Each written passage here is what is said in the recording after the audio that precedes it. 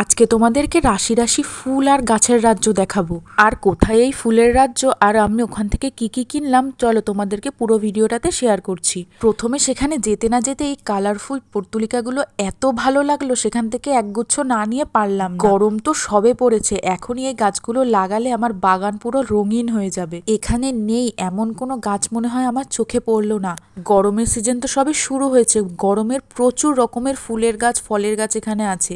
আর যারা indoor plant পছন্দ করো তারা তো এখানে এসে পাগলই হয়ে যাবে।